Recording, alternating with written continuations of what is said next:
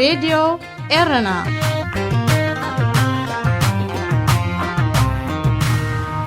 زخبر سلامتنا تقبلوا أبستفل عليه كرنعة عالم كوينكم نمدبات راديو إيرنا اتكتاتلو زخبركم سمعتنا نايلوم ربع تشعة تحساس كل تشعن إسران فنوى راديو إيرنا كموترب زينا يجمر فلما أرستاتو መንግስቲ ኢትዮጵያ ኣብ ክልል ትግራይ ሕግን ጸጥታን ብዝቐልጠፈ ኸስፍን ዋና ጸሓፊ ሕቡራት ሃገራት ጸዊዑ ኢትዮጵያ ሱዳንን ግብፅን ነ900 ነቲ ዘሰሓሕበን ጉዳይ ምህናጽ ዲጋ ተሃድሶን ኣጠቓቕማ ናይልን ተሰማሚዐናሉየን ቀዳማይ ሚኒስተር ዓብደላ ሐምዶቅ ኣብ ሞንጎ ሶማልያን ኬንያን ዝተኸስተ ምስሕሓብ እናብኣሰ ይመጽእ ኣሎ إذاعة إيرنا الدولية صوت أريتري مستقل راديو إيرنا ناصا دمص ኤርትራውያን ዕለታዊ ዜና መንግስቲ ኢትዮጵያ ኣብ ክልል ትግራይ ሕግን ጸጥታን ብዝቐልጠፈ ኸስፍን ዋና ጸሓፊ ሕቡራት ሃገራት አንቶኒዮ ጉተረስ ጸዊዑ እቲ ዋና ጸሓፊ ብሸውዓተ ታሕሳስ ኣብ ዘመሓላለፎ መልእኽቲ ብዛዕባቲ ኣብ ሰሜን ሃገር ዘሎ ኩነታት ብዝምልከት ኣብቲ ሃገር ምስ ዘለዉ ኣካላት ሕቡራት ሃገራትን ቀዳማይ ሚኒስተር ኣብይን ከም ዝተዘራረበ ኣፍሊጡ ኣብ ኢትዮጵያ መሰል ሰባት ክኽበር ድሕነት ሰላማውያን ሰባት ክሕሎ ማሕበራዊ ውህደት ክቕጽልን ህዝባዊ ኣገልግሎታት ድማ ናብ ንቡር ክምለስን ብቐዳምነት ካብ ዘገድሱ ነጥብታት ምዃኑ ዋና ጸሓፊ ሕቡራት ሃገራት ኣብ መግለጺኡ ኣመልኪቱ ቀዳማይ ሚኒስተር ኣብይ ኣሕመድ ኩናት ትግራይ ኣብ ዝሓፀረ ክዛዘም ምዃኑ እኳ እንተገለጸ ዓሰርታት ዓመታት ክወስድ ዝኽእል ተኺላ ምዃኑ ሓያሎ ፖለቲከኛታት ይትንትኑ እንተኾነ ብሒደት ገበነኛታት ዝቆመ ጉጅለ ኢሉ ንዝገልጾ ህወሓት ዝተናውሐ ኩናት ክገብር ዓቕሚ ከም ዘይብሉ እቲ ቀዳማይ ሚኒስተር ዘረድእ ኣብ ኢትዮጵያ ቀዳማይ ሚኒስተር ኣብይ ኣሕመድ ኣብ ስልጣን ካብ ዝመጽእ እታ እንኮ ጸጥታን ርግኣትን ዝነበራ ክልል ትግራይ ድሕርቲ ኣብ 4 ሕዳር መንግስቲ ኢትዮጵያ ዝኸፈቶ ኩናት ኣማኢት ተቐቲሎም 10 ኣሽሓት ድማ ካብ መነባብሮኦም ተመዛቢሎም ኣለዉ ኣብ ጽላል ሕቡራት ሃገራት ተሓቂፎም ዝነበሩ ኣስታት 100,000 ኤርትራውያን ስደተኛታት ድማ ንመጥቃዕቲ ጭውያ ዝምታን ካልእ ሓደጋታትን ተቓሊዖም ይርከቡ ኢትዮጵያ ሱዳንን ግብፅን ነ900 ናይ ተኸሳሕበን ዝጸንሐ ምህናጽ ዲጋ ተሃድሶን ኣጠቓቕማ ናይልን ዝተሓሓዝ ጉዳያት ኣብ ስምዕ ክበጽሓሉ ከም ዝኸኣላ ንቐዳማይ ሚኒስተር ሱዳን ዓብደላ ሐምዶቅ ብምጥቃስ ማዕከን ዜና ኣልኣሕራም ኣቃሊሓ እቶም ዝተረፉ ጉዳያት ድማ ብዘተ ምምኽኻርን ፖለቲካዊ ውሳኔን ክፍትሑ ከም ዝኽእሉ እቲ ቀዳማይ ሚኒስተር ሓቢሩ መርገጽ ሱዳን ኣብዚ ጉዳይ ንጹር ዝበለ ዓብደላ ሐምዶቅ ሃገሩ ኣብ ዘተን ምዕሩይ ኣጠቓቕማን ከም እትኣምን ኣረጋጊጹ ኣቐዲሙ ክካየድ ዝጸንሐ ርክባት ፍረ ከም ዘይተረኽቦ ዝጠቐሰት ሱዳን ኣብ ዝሓለፈ ወርሒ ክካየድ ተመዲቡ ካብ ዝነበረ ስሉሳዊ ዘተ ገዛእ ርእሳ ከም ዝገለለት ይዝከር ብኣሜሪካን ባንኪ ዓለምን ተማእኪሉ ዝተበገሰ ዘተ ኣብ ጉዳይ ናይል ኢትዮጵያ ድሕሪ ምስሓባ ፈሺልዩ እንተኾነት ዘተ ብመንጎኝነት ሕብረት ኣፍሪቃ ይቕጽል ኣሎ ኣብ ውግእ ትግራይ ተጸሚዳ እትርከብ ኢትዮጵያ ኣብዚ እዋን እዚ ጉዳይ ናይል ቀዳማይ ኣጀንዳ ከም ዘይኮነዮም ፖለቲከኛታት ዘረድኡ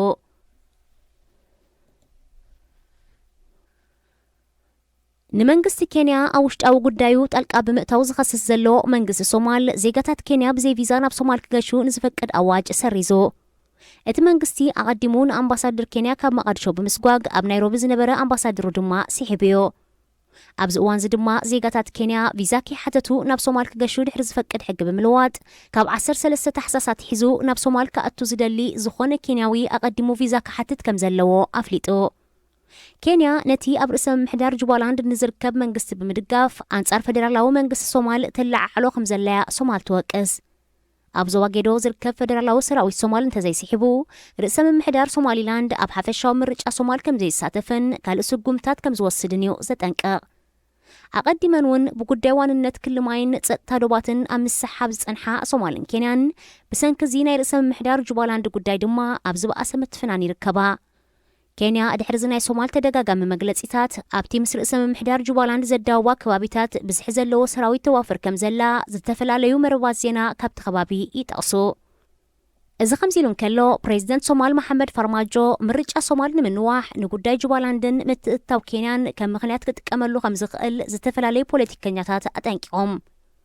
ኣምባሳደር ኣሜሪካ ኣብ ሶማል የማማቶ ብዛዕባ ዝኣመልኪቱ ኣብ ዘመሓላለፎ መልእኽቲ ፕሬዚደንት ሶማል ምስ ኣሜሪካ ዝኣተዎ ናይ ምርጫ መብጻዕታት እንተዘይተግቢሩ ኣሉታዊ ሳዕቤን ከም ዝህልዎ ገሊጹ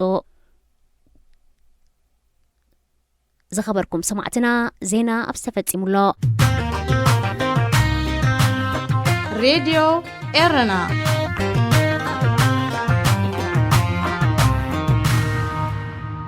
ዳግማይ ሰላምታና ተቀበሉ ዝኸበርኩም ሰማዕትና ቀጺሉ ዝቐርብ መደብና ብዓወት ኣረጋይ ዝዳሎ ኣፍሪቃ ኣብሶ ሙዚክ ኸውን ሰናይ መክተል ሬድዮ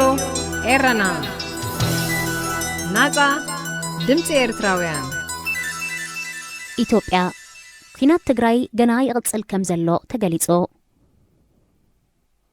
ب28 حدار ቀዳማይ ሚኒስተር ኢትዮጵያ ዶክተር አብይ አሕመድ ዓሊ ኣብ ዝሃቦ መግለጺ ንርእሰ ከተማ ብሄራዊ ፌደራላዊ መንግስቲ ክልል ትግራይ ዝኾነት ከተማ መቐለ ኣብ ትሕቲ ቁጽጽር ሓይልታት ምክልኻል ማእከላይ መንግስቲ ኣትያ ድሕሪ ምባል ንመሪሕነት ህዝባዊ ወያነ ሓርነት ትግራይ ህወሓትን ሓይልታቱን ንምድምሳስ ዝተኻየደ ሳልሳይን ናይ መወዳእታን ስርሒት ከም ዝተዛዘመ ገሊጹ ነይሩ ቀዳማይ ሚኒስተር አብይ አሕመድ ኣብ ክልል ትግራይ ተሪፉ ዘሎ ናይ ፖሊስ ስራሕ ኮይኑ ላዕለዎት ሓለፍቲ ህወሓትን ኣድለይቲ ዝበሃሉ ሰባት መልቃምን ምዃኑ ድሕሪ ምግላጹ ንወከልቲ ህዝቢ ፓርላማ ናይ ዓወት መደረን ሕቶን መልስን ድሕሪ ምክያዱ ኣርእስቲ ኩናት ንምቕያርን ኣብ ልምዓት ኢና ዘለና ብዘስምዕ ንጽባሒቱ ኣብ ማሕበራዊ ብዙሃን ቦጥ መኪና እናዘወረ ናይ ጎደና ኣትክልቲ ማይና ስቴ ዘርኢ ስእልዩ ለጢፉ አብይ አሕመድ ኣርእስቲ ክቐይር ቀልጢፉ እኳ ካልእ ንጥፈታት ይካየድ ከም ዘሎን ተምሰለ ውድብ ሕብራት ሃገራት ከም ዘረጋገጾ ግን ኣብ ሓያሎ ከባቢታት ክልል ትግራይ ኩናት ቀጺሉ ኣሎ እዚ ክፍለጥ ዝተኻእለ ኩናት ክልል ትግራይ ተወዲኡ ምስ ተባህለ መንግስቲ ኢትዮጵያን ውድብ ሕብራት ሃገራትን ኣብ ክልል ትግራይ ካብ ቤት ንብረቶም ተመዛቢሎም ንዘለዉ ሰላማውያን ሰባት ሰብኣዊ ሓገዝ ክግበር ብክልተ ታሕሳስ ድሕሪ ምስምዖም እዩ ድሕሪ ትስምዕ ውድብ ሕብራት ሃገራት ሰብኣዊ ሓገዝ ንምግባር ኣብ ዝተንቀሳቐሰሉ ኣብ ሓያሎ ክፋላት ናይ ትግራይ ኩናት ይካየድ ብምህላው ሓገዝ ከይካየድ ዕንቅፋት ኮይኑ ከም ዘሎ ኣፈኛት ውድብ ስቴፋን ዱጃሪክ ገሊጹ ዋና ጸሓፊ ውድብ ሕብራት ሃገራት አንቶኒዮ ጉተርስ ብመንገዲ ኣፈኝኡ ኣብ ዘመሓላለፎ መልእኽቲ ኣብ ክልል ትግራይ ብሰንኪ ኩናት ተመዛቢሎም ዘለዉ ህጹጽ ሓገዝ ዘድልዮም ኣስታት 2 ሚልዮን ሰባት ከምኡውን ኣስታት 96,000 ዝግመቱ ኤርትራውያን ስደተኛታት ሰብኣዊ ሓገዝ ንምግባር ክልቲኦም ወገናት ማለት ህወሓትን ማእከላይ መንግስትን ግዝኣተ ሕጊ ክሰፍን ክሰርሑ ጸዊዑ ጉጅለ ጸጥታ ውድብ ሕብራት ሃገራት ናብ ትግራይ ብምእታው ኣብቲ ሓደ ካብ 4 ቦታታት ኤርትራውያን ስደተኛታት ተዓቕቦምሉ ዘለዉ ማዓስከር ስደተኛታት ሽመልባ ክበጽሕ ኣብ ዝፈተነሉ መሕለፊ መንገዲ ከም ዝተኸልከለን ጥያይቲ ከም ዝተተኮሰሉን ክፍለጥ ተኻኢሉ ኣሎ እዚ ድማ ናብ ክልል ምምሕዳር ትግራይ ምእታውን ሰብኣዊ ሓገዝ ምግባርን ኣዝዩ ከቢድ ገይርዎ ከም ዘሎን ኣብታ ክልል ዛጊት ኩናት ይቕጽል ምህላው የርኢ ማእከላይ መንግስቲ ኢትዮጵያ ኩናት ከም ዝተዛዘመ እኳ ክገልጽ እንተጸንሐ ኣብ ክልል ትግራይ ዛጊት ኣገልግሎት ቴሌፎንን ኢንተርነትን ተዓጺቡ ምህላው እታ ክልል ካብ መራኸቢታት ዓለም ተገሊላ እያ ዘላ ካብ ውሽጢ ትኽልል ናይቲ ሓደ ወገን መግለጺ ንምርካብ ድማ ኣሸጋሪ ገይርዎ ኣሎ ኣማኻሪ ርእሰ ምምሕዳር ብሄራዊ ክልላዊ መንግስቲ ትግራይ ኣቶ ጌታቸው ረዳ ተቐዲሑ ኣብ ዝተፈነወ ቪድዮ ኣብ ዘመሓላለፎ መልእኽቲ ኣብ ኩናት ኢና ዘለና ንኽብርና ንህልውናና ንምሕላው ክሳብ መጨረሻ መስዋዕት ክንከፍል ኢና እዚ ኩናት ህዝቢ ትግራይ ብፖለቲካውን ባህላውን ቁጠባውን መዳይ ንምንብርካኽ ዝተጀመረ ይኽብል ገሊጹ ጌታቸው ረዳ ብተወሳኺ ኣብ ሓያሎ ከባቢታት ትግራይ ኩናት ይቕጽል ከም ዘሎ ዋላ እኳ መንግስቲ ኢትዮጵያ እቲ ኩናት ተወዲኡ እንተበለ ዝተወድአ ነገር ከምዘየለን ኣይውድአን እዩ ክብል ገሊጹ ንሱ ብተወሳኺ ሓይልታት ህወሓት ካብ ከተማ መቐለ ዝወፁ ነታ ከተማ ማእከል ዓውደ ኩናት ከይገብርዋ ከም ዝኾነ ብኩሉ ወገናት ተኸቢቦም ብምህላዎም ክሳብ ሎሚ ኣብ ምክልኻልን ምድኻም ጸላእን ከም ዝነበሩ ሓይሎም ኣደሊሎም ካብ ምክልኻል ናብ ምጥቃዕ ክሰግሩ ምዃኖም ሓቢሩ ህወሓት ኣቐዲሞም ብ27 ሕዳር ብዓይነቱ ዝተፈለየ ቃልሲ ከነካይዲና ድሕሪ ምባል ደጀን መስሪቶም ዳግማይ ናይ ጉሪላ ቃልሲ ከካይዱ ናብ ጎቦታትን ስንጭሮታትን ዓሪዶም ከም ዘለዉ እዩ ዝግለጽ ዘሎ ነዛ ኣመልኪቱ ቀዳማይ ሚኒስተር አብይ አሕመድ ኣብ ዝሃቦ መግለጺ ገበነኛታት ዝበሎም መሪሕነት ህወሓት ይኹን ሓይልታት ህወሓት ካብ ኣኽራናት ትግራይ ተበጊሶም ዳግማይ መጥቃዕቲ ከካይዱ ዓቕሚ ከም ዘይብሎም ገሊጹ ህወሓት ሙሉእ ብሙሉእ ተሰዒሮም እዮም ዝበለ አብይ ኩሉ ዝህብዎ መግለጺታት ካብ ሓቂ ዝረሓቐ ከም ዝኾነ ንዕኡ ዝኸውን ኣጽዋር እውን ከም ዘይብሎም ሓቢሩ ቀዳማይ ሚኒስተር አብይ አሕመድ ዝህቦ መግለጺታት እውን ክትኣምኖ ዘጠራጥር እዩ ምክንያቱ ዝሓለፈ ሰሙን ንፓርላማ ኣብ ዝሃቦ መግለጺ ሰራዊት ምክልኻል ኣብ ዝገበርዎ መጥቃዕቲ ይኹን ደብዳብ 99 ሚእታዊት ዕላምኦም ከም ዝሃረሙን ሓደ እኳ ይኹን ሰላማዊ ሰብ ከም ዘይተቐትለ ሓቢሩ ነይሩ እንተኾነ ማዕከን ዜና ኒውዮርክ ታይምስ ኣብ ዝሃበቶ ሓበሬታ ኣብ ልዕሊ ከተማ መቐለ ብዝተገብረ ደብዳብ ጥራይ ወዲ 4 ዓመት ቆልዓ ዝርከቦም 27 ሰላማውያን ሰባት ከም ዝተቐትሉን ልዕሊ 100 ከም ዝቆሰሉን ገሊጻ ማዕከል ዜና ኒውዮርክ ታይምስ ተሓበሬታ ኣብ ከተማ መቐለ ካብ ዘለዉ ሓካይም ከም ዝረኸበቶ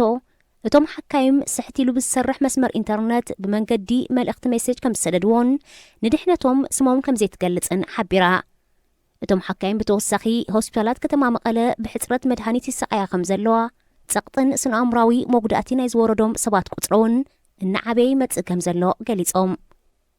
ኣብ ኩናት ትግራይ ኣብ ልዕሊ ሰላማውያን ሰባት ቅትለትን ግፍዕን ከም ዝተፈጸመ እዩ ክግለጽ ጸኒሑ ነዚ ኣመልኪቱ ኣብ ሕብረት ኤውሮጳ ኮሚሽነር ሰብኣዊ ቅልውላው ነቲ ኣብ ኢትዮጵያ ዝካየድ ዘሎ ኩናት ሓድሕድን ዝቐርብ ዘሎ ንገበናት ኣንጻር ሰብኣውነት ዝምልከት ጥርዓናትን ብነጻ ትካል ህጹጽ መርመራ ክካየደሉ ጸዊዑ ኮሚሽነር ሰብኣዊ መሰላት ኤውሮጳዊ ሕብረት ያነዝ ለናርሺሽ ኣብ ሱዳን ዝርከብ ማዓስከር ስደተኛታት ኢትዮጵያ ድሕሪ ምብጽሑ በርባዕተ ታሕሳስ ኣብ ዝሃቦ ጋዜጣዊ መግለጺ እቲ ኣብ ኢትዮጵያ ብክልቲኦም ወገናት ተፈጺሙ ዝበሃል ዘሎ ገበናት ዝሕተተሉ ወገን ንምፍላጥ ነጻ መርመራ ክካየድ ጸዊዑ ኣሎ ብሰንኪ ኩናት ናብ ሱዳን ናይ ዝተሰደዱ ተጋሩ ቁጽሪ እናወሰኸ ብምምጻእ ልዕሊ 50,000 በፂሑ ከም ዘሎ ክግለጽ እንከሎ ኣብ ሱዳን ማዓስከር ስደተኛታት ኡምሪቕባ ምብጻሕ ዝካየደ ላዕለዋይ ኮሚሽነር ስደተኛታት ውድብ ሕብራት ሃገራት ፊሊፖ ግራንዲ ኩነታት ናብ ሱዳን ዝውሕዙ ዘለዉ ስደተኛታትን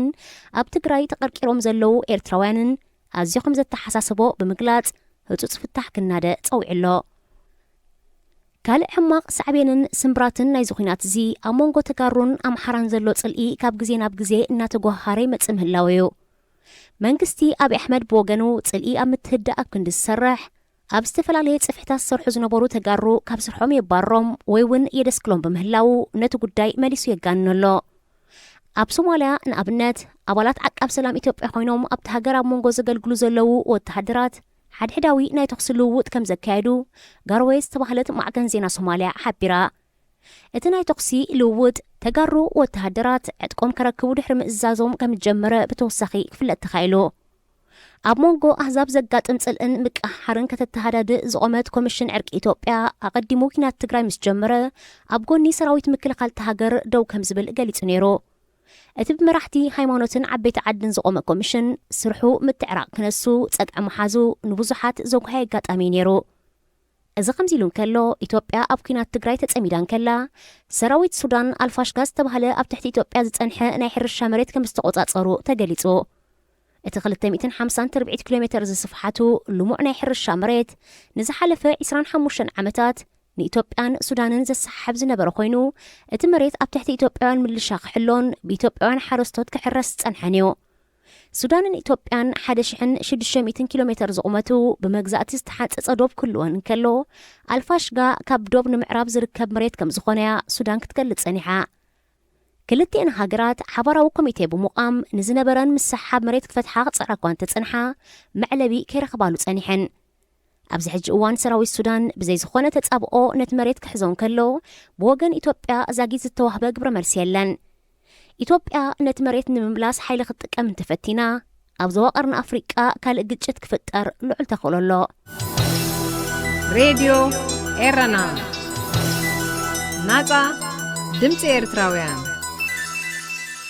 ብምኽንያት መዓልቲ ሰብኣዊ መሰላት መሰልካ ፍለጥ ጽባሕ 10 ታሕሳስ ዓለም ለኻዊ መዓልቲ ሰብኣዊ መሰል እዩ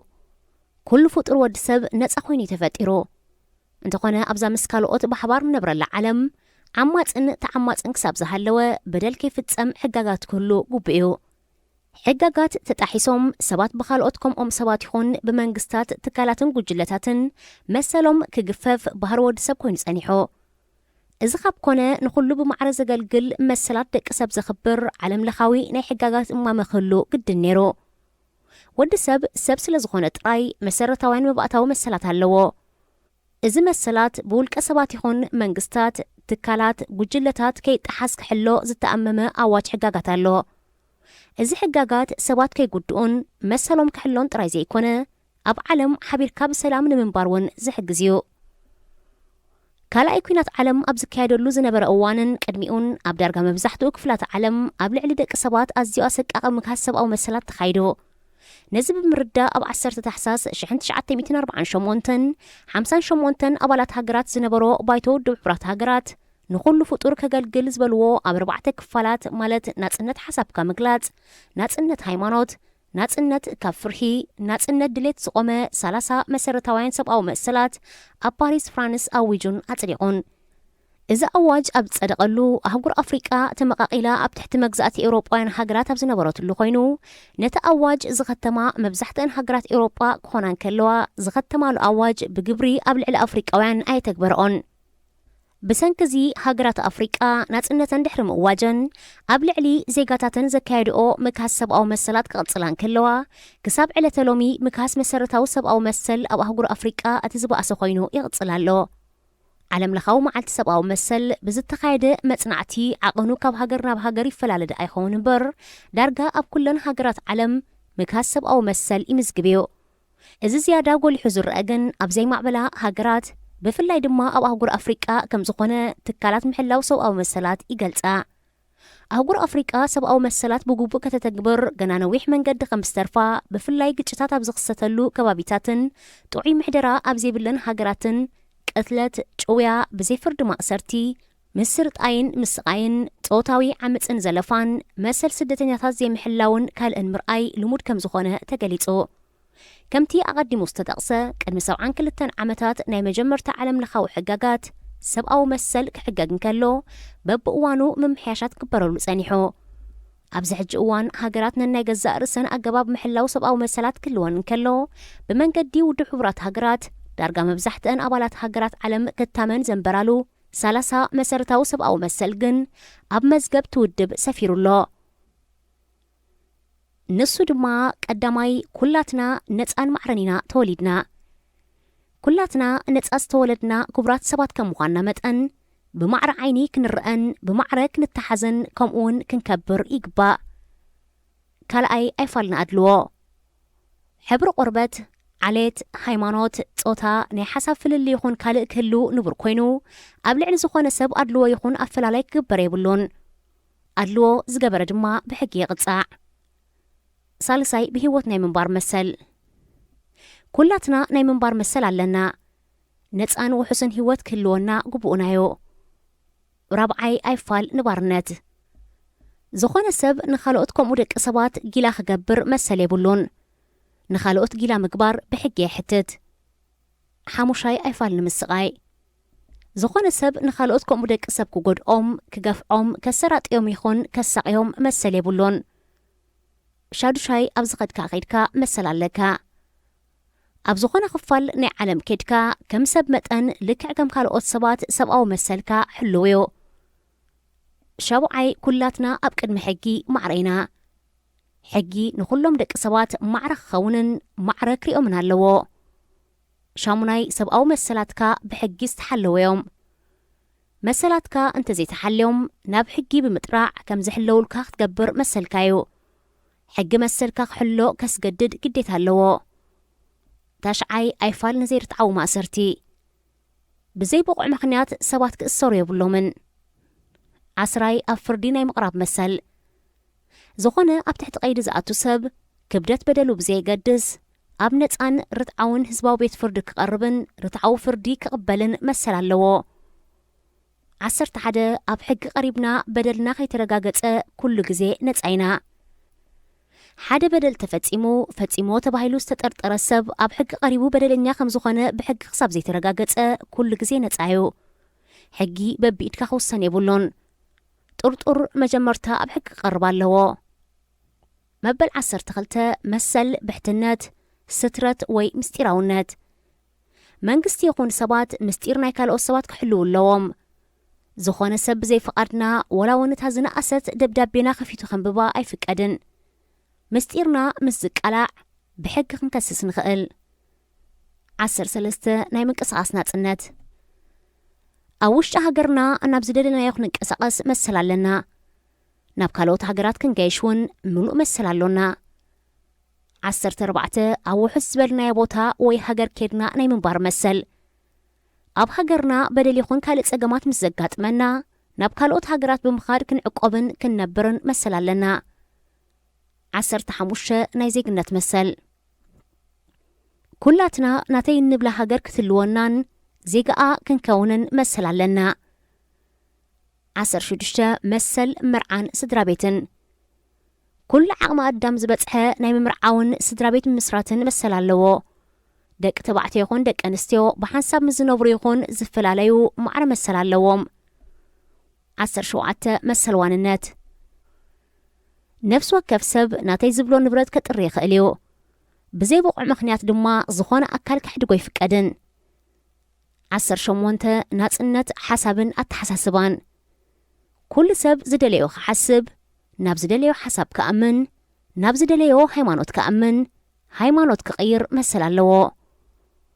19 ሓሳብካ ናይ ምግላጽ መሰል ኩሉ ሰብ ብማዕረኸ ሓስብን ሓሳቡ ክገልጽን ሓሳቡ ንኻልኦት ከካፍልን መሰል ኣለዎ 20 ናይ ምእካብን ናይ ጉባኤን መሰል ነፍሲ ወከፍ ሰብ ምስ ካልኦት ሰባት ክራኸብ ምስ ብጾቱ ክዛተ ክእከብ ክዝቲ ናቱ ሰላማዊ ጉጅለ ክፈጥር መሰል ኣለዎ ንሰባት ናብ ዘይደለይዎ ጉጅለ ብሓይሊ ከም ዝጽንበሩ ምግባር ኣይፍቀድን 21 መሰል ዲሞክራሲ ነፍሲ ወከፍ ሰብ ኣብ ናይ ሃገሩ መንግስቲ ክዋሳእ መሰል ኣለዎ መራሒኡ ክመርጽ ድማ መሰል እዩ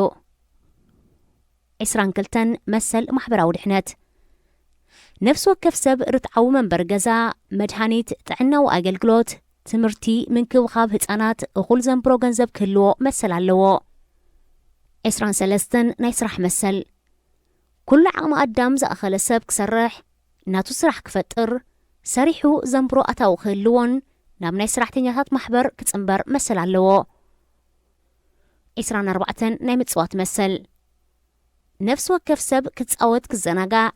ካብ ስራሕ ነፃ ናይ መዘናግዒ ግዜ ክህልዎ መሰል ኣለዎ 25 መግብን መጽለልን ንኹሉ ነፍሲ ወከፍ ሰብ ጽቡቕ ህይወት ክህልዎ ደቂ ኣንስትዮ ህፃናት ኣረጋውያን ስንኩላን ስራሕ ዘይብሎም መሰረታዊ ዝኾነ ናይ መግብን መጽለልን ምርካብ መሰል ኣለዎም 26 ናይ ትምህርቲ መሰል ኩሉ መብኣታዊ ትምህርቲ ብነፃ ክረክብ መሰል እዩ ወለዲ ደቆም ዝመሃርዎ ክመርጽሎም መሰሎም እዩ 27 መሰል ድርሰት ነፍሲ ወከፍ ሰብ ናይ ዝደረሶ ዝጸሓፎ ዝመሃዞን ካልእን መሰል ኣለዎ ዝኾነ ካልእ ሰብ ብዘይ ፍቓዱ ክቐድሖ ከራብሖን ክሸጦን መሰል የብሉን 28 ርትዓዊትን ነፃን ዓለም ደቂ ሰባት ኣብ ሃገሮም ይኹን ካብ ሃገሮም ወፃኢ ብግቡእ ክነብሩ መሰላቶም ይኹን ናጽነቶም ክሕለወሎም ዝሕግዝ ሕጋጋት ክህሉ ኣብ ዝኸድዎ ክፋል ናይ ዓለም መሰሎም ክሕለወሎም መሰሎም እዩ 29 ግቡእ ሓላፍነት ነፍሲ ወከፍ ሰብ ናይ ካልኦት ሰባት መሰል ክሕሉን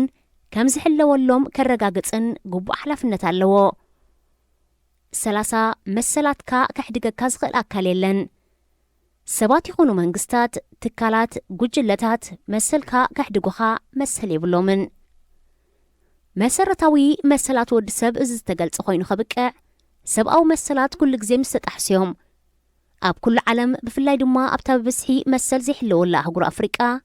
ኩሉ ሰብ መሰላቱን ተፈሊጡ ግን ናቱን ናይ ካልኦትን መሰላት ክሕሎ ክቃለስ ይሕግዝ ስለዚ ኩላትና መሰላትና ንፍለጥ ሬድዮ ኤረና ሬድዮ ኤረና ካብ ከተማ ፓሪስ ዝመሓላለፍ ብኤርትራውያን ጋዜጠኛታት ዝዳሎ ነፃ ሬድዮ እዩ ተወሳኺ ካብ 1933 ክሳብ 1945 ቻንስለር ናዚ ጀርመን ኮይኑ ዝመርሐ ውልቀ መላኺ ኣዶልፍ ሂትለር ካልኣይ ኩናት ዓለም ከበጋግስ እንከሎ ብሰንኩ 20 ሚልዮን ወተሃደራት ተቐቲሎም 14 ሚልዮን ሰላማውያን ሰባት ድማ ብደብዳብ ቦምባታትን ኩናት ዝኸተሎ ጥሜትን ሕማምን ህይወቶም ሲኢኖም ኣዶልፍ ሂትለር ናብ ስልጣን ክመጽእ እንከሎ ናይ ህዝቢ ተፈታውነት ነይርዎ ድሓር ግን ናብ ውልቀ መላኺ ብምቕያር 6 ሚልዮን ኣይሁዳውያን ብሰንኪ ዓሌቶም ዘጽነተ መራሕ እዩ ሕጂ ድማ ኣብ ናሚብያ ሓደ ኣዶልፍ ሂትለር ዝተሰመየ ፖለቲከኛ ብዓብላሊ ድምፂ ናይ ሓንቲ ኣምፑንጃ ዝተባህለት ዞባ ኣመሓዳሪ ኮይኑ ድሕሪ ምምራፁ ቆላሕቲ ዓለም ስሒቡ እቲ ናሚብያዊ ፖለቲከኛ ሙሉእ ስሙ ኣዶልፍ ሂትለር ኦኖና ኮይኑ ንምንታይ እቲ ስም ከም ዝተዋህቦ ክገልጽ እንከሎ ኣቦይ ናይ ጀርመን ኣዶልፍ ሂትለር ሽም ብብዝሒ ይሰምዕ ነይሩ ብኡ ምኽንያት ድማ ትርጉሙ ከይተረድኦ ንዓይ ኣዶልፍ ሂትለር ሰሚዩ ንኽብል ገሊጹ ናሚብያ ግዝኣት ጀርመን ዝነበረት ደቡብ ኣፍሪቃዊት ሃገር ክትከውን እንከላ ኣብቲ ሃገር ሓያሎ ናይ ጀርመን መበቆል ዘለዎም ጻዓዱ ዜጋታት ኣለዋ ናሚብያዊ ፖለቲከኛ ኣዶልፍ ሂትለር ኣባል ስዋፖ ዝተባህለት ኣንጻር መግዛእትን ብጻዓዱ ዝዕብለል መሪሕነት ትጉስጉስ ብምዃኑ ሓያሎ ሰባት ኣሰር ጀርመናዊ ኣዶልፍ ሂትለር ከይክተል ስጋት ኣለዎም ب80 ሚእታዊ ድምፂ ዝተዓወተ ናሚብያዊ ኣዶልፍ ሂትለር በሊል ዝተባህለት ጋዜጣ ኣብ ዝተገብረሉ ቃለ መሕትት ናይ ሂትለር ናይ ናዚስና ሓሳብ ተኸተል ዲኻ ተባሂሉ ተሓቲቱ ክምልስ እንከሎ ኣይፋሉን ክብል ጥራይ መሊሱሎ ስሙ ክቕይር እውን ሓሳብ ከም ዘይብሉ ሓቢሩ ተጥዕሙ ምስ ሬድዮ ኤረና ኣብዚ መደብ እዚ ንማሕበራዊ ህይወት ዘንጸባርቑ ጽሑፋት፣ ግጥምታት፣ ድርሰታትን ዋዛታትን ዝቕርቡ ኮይኖም ኣብ ህይወት ንዘጋጥሙ ጸገማትን ኣፈታትሖምን ኣመለኻኽታና መዓልታዊ ህይወትና ተዘክሮታት ንእስነትን ካልእ ንኣጠማምታና ውልቃዊ ህይወትና እናንጸባረቐ ዘዘናግዕን ምኽርታት ዝልግስን መደብ እዩ። ተጥዕሙ ምስ ሬድዮ ኤረና سلام كما يتقنيو فتوى تغاتل تمدب تطعم سريديرنا زيتو الربع صغربلكم مدبكم مدب تطعميو نلمون كم تلمود نعخم يخوفني زبن لا تحس تدالينا أب مدب ساعتنا ترغبنا لنا كساف تسامي مدبنا مسانا حبيركم بخبر خصان حزو دماكم أدالونا أغراب المدب تسفيت يوهانسي سناي مكتتال راديو إيرانا ناقا دمت إيرتراويان أتحاسس باسبات كتقير انت دليغا صحافيت سيدنا عمر قدم صحيفي زنبركو دمسيسيو قناي عمل زي صحاف كايم دمساس بزهونا ينهي قدم كاب كتع لك كم كافيرات هدمو هدم يلونا ديال شكر قصيلو دما نزهونا سب حسابو خبرلو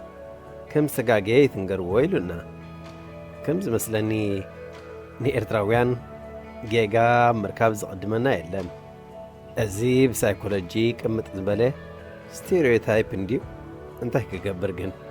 مقنان زي كقال كتصحفاي قبقون كواز تبالي قنسب ممرار كفتو معاتيو نأملاخ نمنقستي نخبابيخا نسبات بكا كل تنسقم كات حتى تيل كات ترترسب أمرر يلكاي عندي ممرار كم نبسخام حساب عرفت قبكاخ الخون مسبز حقن كي تسرح بموقف من مغنيثاتات كأسركاخ ال نحد مني نسب انت كيف يكازي تسرح مستبلو بزوح مغنيثات كدردر الكاخ ال از مغنيثات مغني كخون خال زي مغني هاي قد ساني نسيدونا مغنياتو من قد دعوت بما مغنيتاز تلبت أسل زيكونه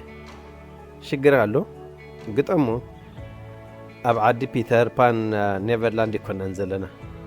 حكيو عالم شقر حسم سركي تنكول عمسعة نعيد عمني زملايا بزي شقر كتنبر انت لليخا هيو التقاقي حالها سبكو انكا خبت فتركا مش شقر تراز انكا تبلح ويدما أبعت مغنياتات كتنبر تغال كل قحن كلك خدليو كي تقدمو توكيسو خسن كلك هاي ودكتك حسب كي دك أسر حادري ويبزعبا خاخ نفرع أدري هاي قد شون غون أزغلو كامو هو سيدنا كنك على سيزلنا ويزربا أزغلو أنقاق أحزربا دا نمتا يخدلي خيو سيدنا ترى إنوكو كم زمس علمتي motivation speakers أبعاد استاديومي قالنا بالكو سب fire up كقبر you can have anything you want إلى خج درعين له بتسفى سبوك الشكت all you got to do is what trust me you don't want me to answer that ممرار والف جيجا مركب زنبرة سور سريدو كم من شروع بأمر 5 زرق حمصة بتحاد الشنخ كر أخلو أتم قدام السبات ترس جاب مبلع طق مسبلو حاد زحلا كيف زي هو بسبعي كم زي الكاسنا براي كونن النابلي مارني رخون سجاخت بس كم زلوا نسدو رخي بوخو عندي ما كم تزمر أمر بولمبر أبيك مرة مري الكايو بحق أخر أخلو كل تعينة مرة رسبالو قدام يسب أنا ممرار كموتر نقدمت مونج أفيتك أمر سلازي نسي يزمع بل فانترتر زبل نيونو جو زبل كالا أي ንምምራር ከም ማዕተብ ኣብ ክሳዱ ዝኣሰሮ ደው ኢሉ ምምራር ምስ ሰልቸዎ ንምምራር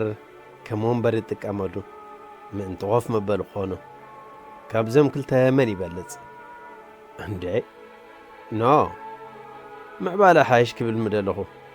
ግን ሎምሲ ናይ ብሓቂ ኸብ ምዃኑስ ኣይፈልጥን እየ እንታይ ይገበር ተፈላሲፍካ ዶ ብዘይ ፍልስፍና እተርፍ ኢኻ ወእሲ ዶ እናትረኽቦ እዚ ኩሉ ወግዒ መእተዊ ናብዛ ሳልሰይቲ መምርሒ ናይ ዴል ካርኔጊ እዩ ኣብዛ if you are wrong admit it ትብል ምዕራፍ ከምቲ ስመያ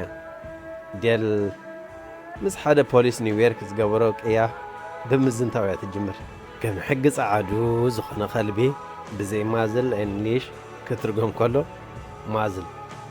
መወዘቢ ሃይ ትግርኛ ምኸየፍ ስጋቡ ይፈቐዱ እንኳን ናኻ ኸይፈለጥኪ ሞትኪ ድሕሪ መወዘቢ ሞትኪ ማዳም መወዘቢ ኢልካ ቃል ኣሎ ጀይ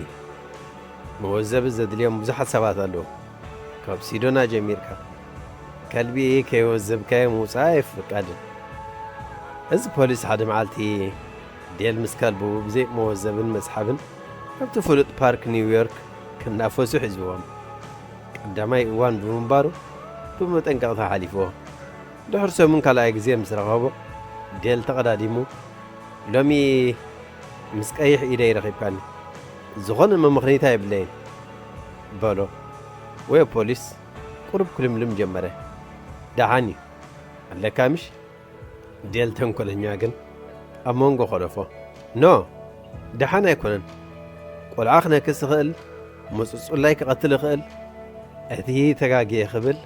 ወይ ፖሊስ ዳሓን ክብል ግዜ ሓሊፍ ሲዶና ስልችይዋ ምሕመም ዝኾነ ኢንሳይት ዴል ስለ ዝረኸብኩ ከም ዘለዋ ክደግማ the policeman being human wanted a feeling of importance so when I began to condemn myself the only way he could nourish his self-esteem was to take the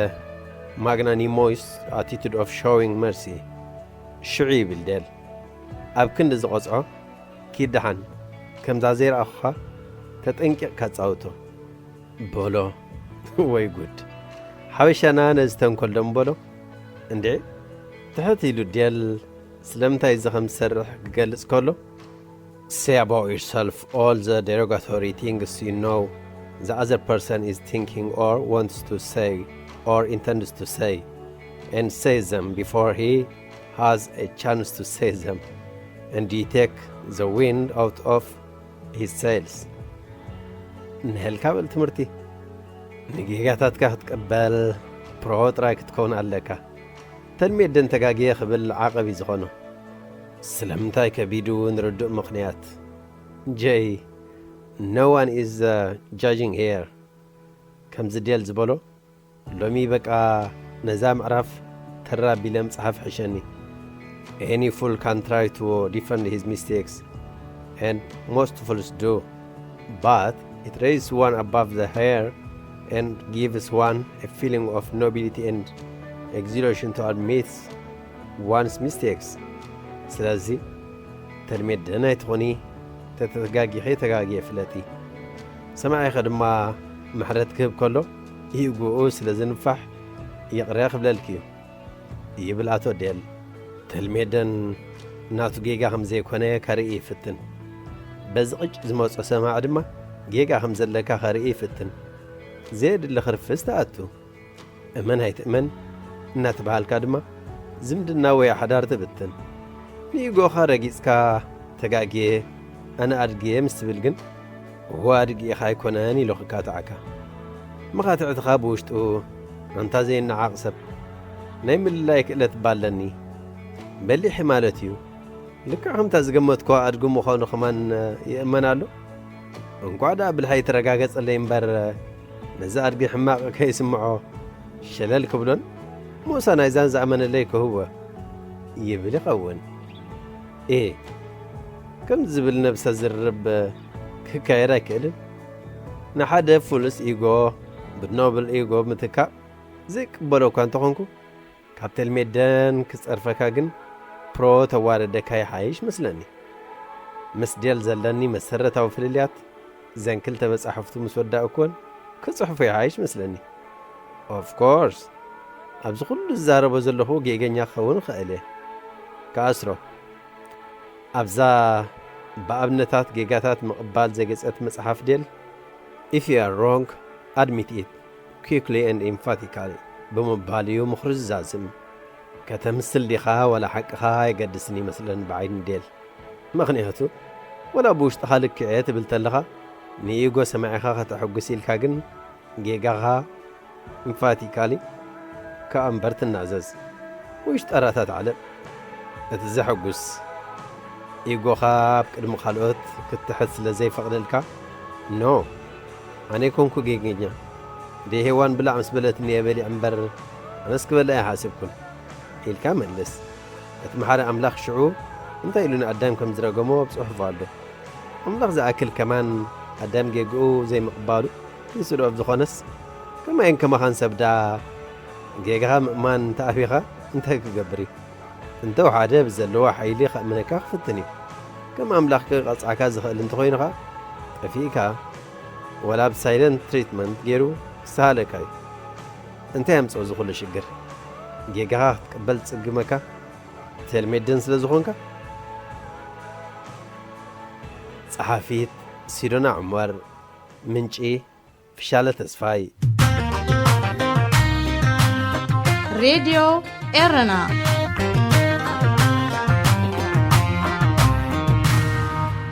ሎሚ ደቡብ ኣፍሪቃ ኢና ክንከይድ ናብ መን ደበልኩም ናብ ኮሜድያን ኣዳለዉ መደብ ቴሌቪዥን ዘ ዴይሊ ሾው ዝኾነ ጸሓፍን ተንታኒ ፖለቲካን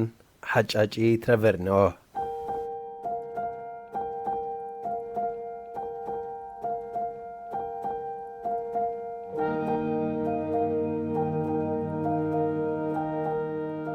ኣብ ጸጋምና ሸጋርን ግዜ እዩ ካብ መዋስብቲ ዘይኮኑ ጸላም ኣደን ጾኾሳ ዝኾነትን ካብ ጻዕዳ ቦን ስዊት ጀርመን ኣብ ሌሴቶ ተወሊዱ ኣጸጋም ዝኾነሉ ምኽንያት በቲ ዝነበረ ስርዓት ኣፓርታይድ ጸሊምን ጻዕዳን ንኸይዋሰቡ ዝኽልክል ተሪር ሕጊ ስለ ዝነበረ ምሳድዩ ኣብቲ ናይ ደኻታት ገዛውቲ ዓብዩ ናብኡ ዳርጋ ይፈልጦን እዩ በቲ ዝነበረ ሃዋሁ ከም ድልየቱ ገይሩ ምሰብኡ ክራኸብ ኣጸጋሚ ነይሩ ብዛዕባ ኣፓርታይድ ክዛረብ ከሎ ከምዚ ይብል እቶም ጻዓዱ ገዛእቲ ነቲ ብዝሕ ዘለዎ ኣሕዛብ ንሓድሕዶም ከም ዝበኣሱን ከም ዝበላልዑን ብምግባር ብጉርሖም ስለ ዝመቓቐልዎ ብመግዛእቶም ነዊሕ ቀጺሎም ብምባል ንዝነበረ ዓሌታዊ ኣፓርታይድ ይገልጾ ቦርን ኤ ክራይም ኣብ ትብል መጽሓፉ ናይ ንእስነቱ ጊዜ ከምዚ ይገልጾ ሰንበት ማለት ብንእስነተይ ቤተ ክርስቲያን ምኻድ ማለት እያ ካብ ቤተ ክርስቲያን ኣብ ኪርና ዝበሃል ኣይንፈልጥን ኣደይ ኣዝያ ጽንዕቲ ሃይማኖተኛ እያ ወላ ሕጂ ዓባይ ክርስቲያን እኳ እንተኾነት ካብ ንእስነታ ጀሚራ ዝዓበየትሉ ጾኾሳ እንዳ ብሔር ዝኽተልዎ ናይ ኣባሓጐታታ መንፈስ ዘዘራርብ እምነት ተዋሂዳ ከተካይዶ ትፍትን ደቡብ ኣፍሪቃውያን ልክዕ ከም ኣብ ካልእ ቦታ ዝርከቡ ጥንታውያን ነበርቲ ደቂ ኣባት ሃይማኖት ክርስትና ዝወረስዎ ካብ ገዛእቶም ነበረ ወረሱ ካብ ምባል ተጻዕኖም ዝብል ኣገላልጻ ዝያዳ ይገልጾም እቶም ጻዕዱ ነቲ ወዲ ሃገር ብስነ ስርዓት ትሑት ብዝኾነ መንገዲ ናብ ኢየሱስ ምጽላይ የድልየኩም እዩ ኢየሱስ ከድሕነኩም እዩ ይብልዎም እቶም ደቂ ሃገር ደቂ ኣባት ነቶም ጻዕዱ ብርግጽ ኢየሱስ ከድሕነና እንደሊና እወ ካባኹም ከድሕነና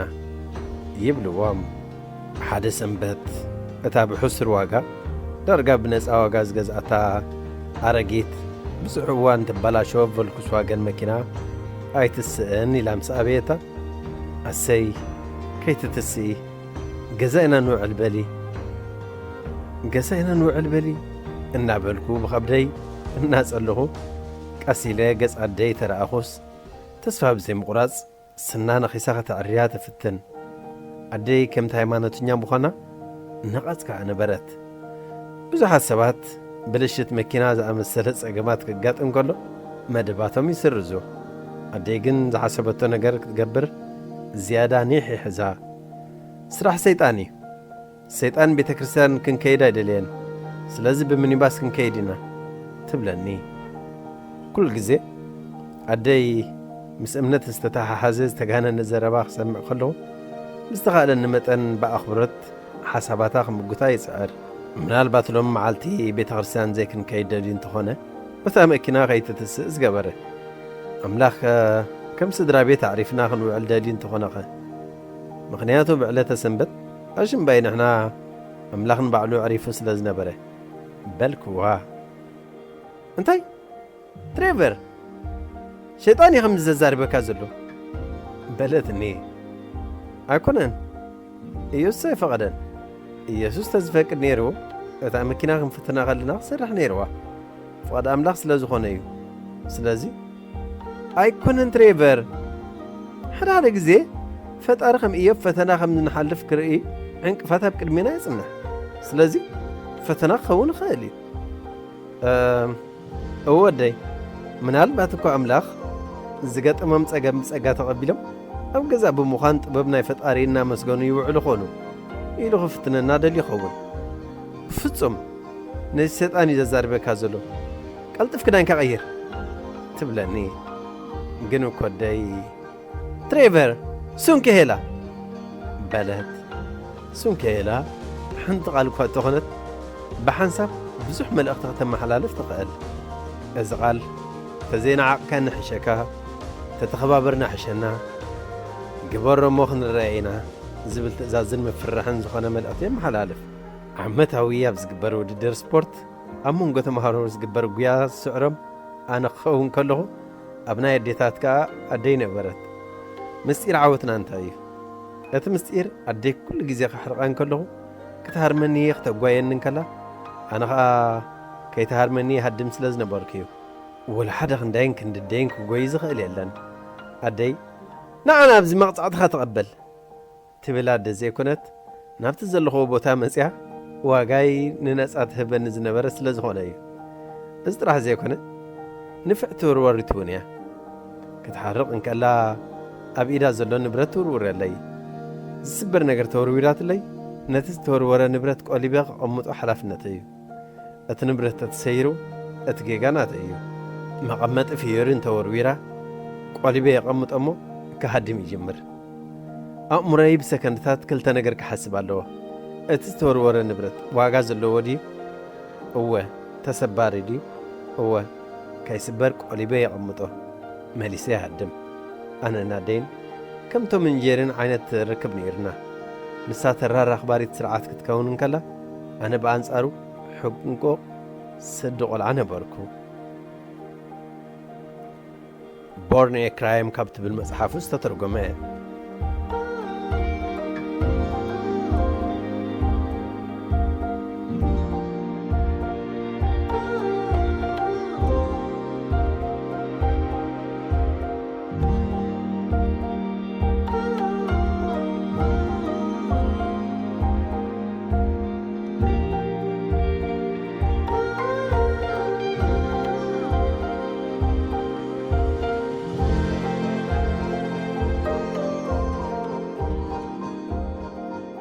فتوات تخذات مدبنا بزقرمنا لكم تحسوا عاجبكم تزانيكم كتكونوا تسفنا قبرنا نايلم تحسنا أبزازي من لنا أب مدبنا زلكم رؤيتي يخون نغفيتا ويوان قرب لكم تلالي وصحفات مزلو بتلمون دادراشانا نابريدي إرنا @gmail.com وي ريدي إرنا @yahoo.com لكم لأخلنا كبتحنا يو بتوسخونا فيسبوك تسفيت يوهانس بموبال أبنايم الاختصاص انك تقدفوا لكم تقولوا كزخاخركم دالي بسترفه بزمس ربوع أبت مساسال ساعتين بستفليت حسن كساب نراخب تطعمو